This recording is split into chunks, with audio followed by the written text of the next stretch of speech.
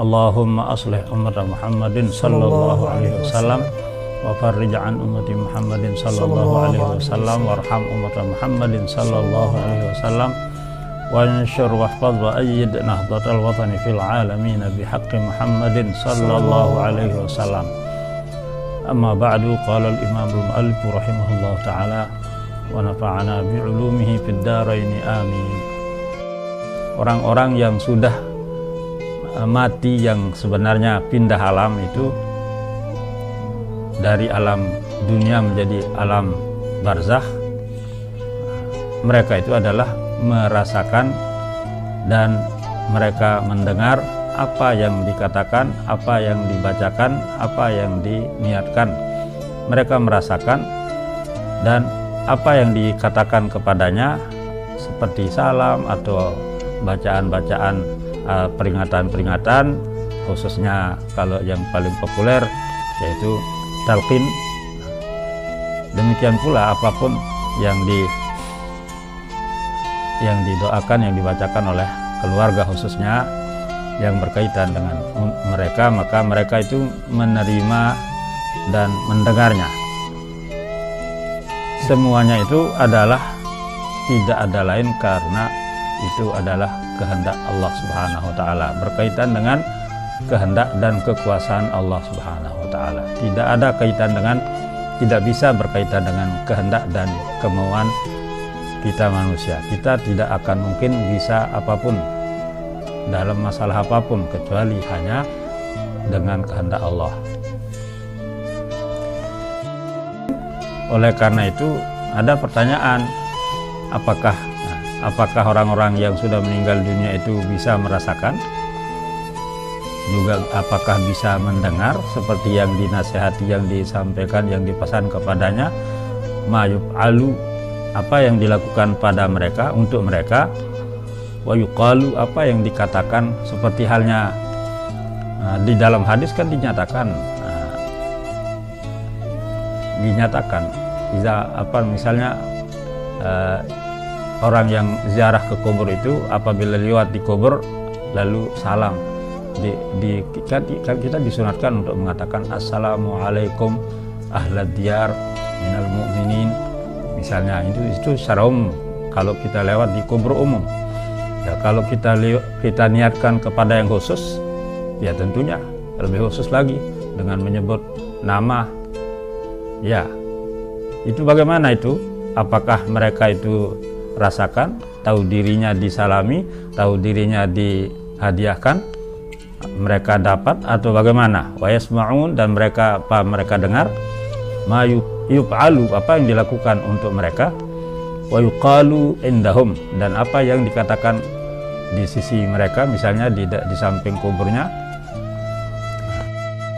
Maka jawabannya iya, mereka rasakan dan mereka dengar dan mereka tahu, malah mereka tahu siapa yang bersalam padanya. Ya, terserah, kita serahkan kepada Allah bagaimana cara tahunya, bagaimana cara pendengarannya, bagaimana cara merasakannya. Itu adalah urusan, bukan kita harus selidiki bagaimana model, bagaimana dan seterusnya. Yang jelas kita berkeyakinan bahwa Allah Maha berkehendak. Apapun yang dikehendaki, tidak ada kekurangan, tidak ada kesulitan, tidak ada apapun yang bakal menghalangi. Rasulullah Shallallahu Alaihi Wasallam menganjurkan kepada kita semua umat Islam untuk ziarah kepada orang-orang yang sudah dikuburnya, dengan juga menyatakan salam kepada mereka. Ya, kalau kita lewat, jangankan sengaja ziarah, datang untuk akan menziarahinya, lewat di suatu kubur yang kita tahu orangnya atau kita tidak tahu orangnya, maka kita tentu kan dianjurkan untuk menyampaikan, mengucap salam kepada mereka. Minal muslimina minhum, yaitu kalau kubur umum kita tidak tahu persis bahwa siapa-siapa yang dikuburkan di situ.